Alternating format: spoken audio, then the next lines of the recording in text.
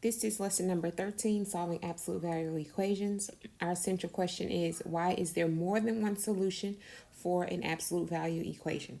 Go ahead and pause your video right now to set up your Cornell notes so that you can get started. And when you're ready, come back. There exists a number, x, where when 12 is added to it, it is 9 units from 0. There exists a number x where when 12 is added to it, it is 9 units from 0. I want you to recall that when we first started discussing the absolute value function, we talked about what exactly absolute value was.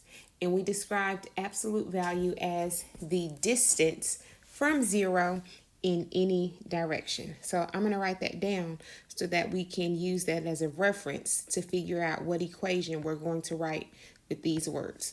So absolute value is going to be the distance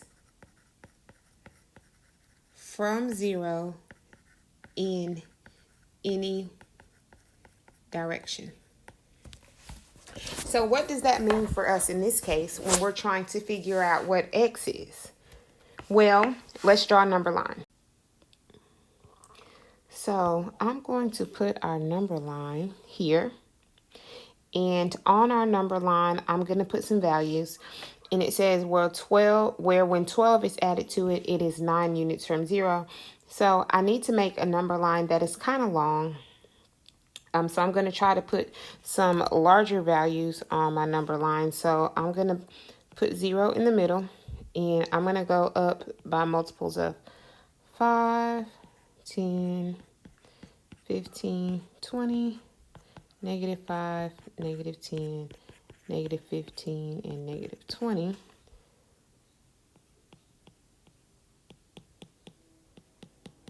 And I'm putting these little lines because we'll need them. All right. Okay, so there exists a number x where when 12 is added to it, it is 9 units from 0. So the next point that I'm going to put on my number line is a point that is 9 units from 0. So we know right here, this is going to be the number 9. But when we talk about absolute value, we're talking about the distance from 0 in any direction. So not only will I be looking at 9, because this is a point that is 9 units from 0, negative 9 is also 9 units from 0. So at this point, I now have to come up with an equation that's going to give me two answers. One that's going to give me 9 as an answer, and one that's going to give me negative 9 as an answer. And so the only possible equation that can give me that option is the absolute value, because the absolute value says that I can look for both positive and negative numbers, right? Because the absolute value of x would be whatever x is as a positive number and then whatever x is as a negative number. So if there exists a number x where when 12 is added to it, it's 9 units from 0, I automatically know that means that x plus 12 is equal to 9, because that's going to give me 9 units from 0. But that is only going to give me this 9. What can I do that will also give me this 9 over here?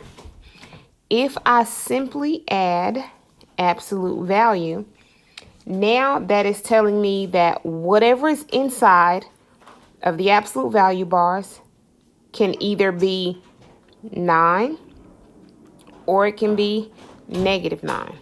Both of those will equal 9.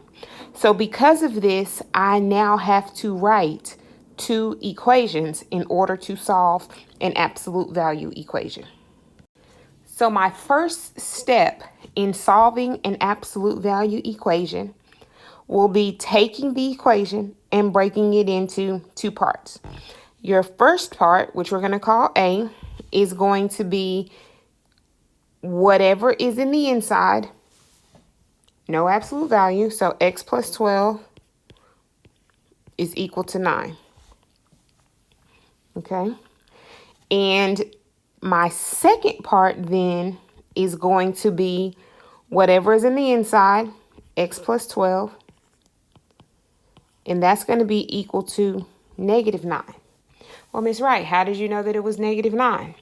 I know that it is negative 9 because in the previous slide when we talked about our number line, both 9 and negative 9 are 9 units from 0. So whatever our absolute value is, which is all of this, can either be 9 or it can be negative 9 because both of those numbers are 9 units from 0. So let's go ahead and solve both of these equations. Minus 12 on both sides here. So x, this will be 0, is equal to 9 minus 12 is negative 3. And then we're going to subtract 12 over here and subtract 12 over here. And then we have x, that's 0, negative 9 minus 12 is negative 21.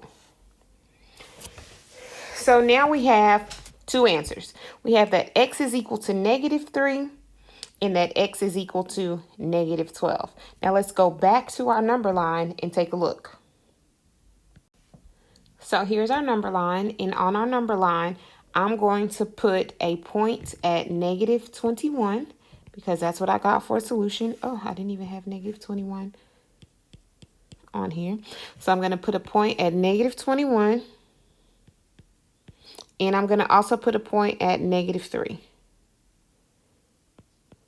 Okay, and now let's go back and read the words. It says, there exists a number x where when 12 is added to it, it is 9 units from 0. So let's look at negative 21 and let's add 12 to it. And I'm going to zoom in so we can see better. Let's add 12 to negative 21. 1, 2, 3, 4, 5, 6, 7, 8, 9, 10, 11, 12. And where do I end up at? Negative 9. So can x possibly be negative 21? Absolutely, because negative 21 plus 12 is going to give me negative 9, and negative 9 is 9 units from 0. So negative 21 checks out. Now let's look at negative 3. Negative 3 and add 9. 1, 2, 3, 4, 5, 6, 7, 8, 9, 10, 11, 12. And I said add 9 when I should have said add 12. So I add 12 to it and I get to positive 9. Is positive 9 9 units from 0? Absolutely. So for this particular equation, I have two solutions. My two solutions are going to be negative 3 and negative 21. Because both of those numbers, when 12 is added to it, will end up being 9 units from 0. And then I can go back and check my work. So the absolute value of negative 3 plus 12 is equal to 9. That's going to give me the absolute value of negative 9. And the absolute value of negative 9 is 9. So that one works out. And then I also have the absolute value of negative 21 plus 12 is equal to 9. Negative 21 plus 12 is, oh, I just did that one. Oh, no, I didn't. Negative 21 plus 12 is negative 9. The absolute value of negative 9 is 9. So that one checks out as well. So there you have it. Anytime you are solving an absolute value equation, you are always going to write two equations. Your two equations are going to be based on the fact that there is one distance to the right of 0 and one distance to the left of 0 that will both equal the same value.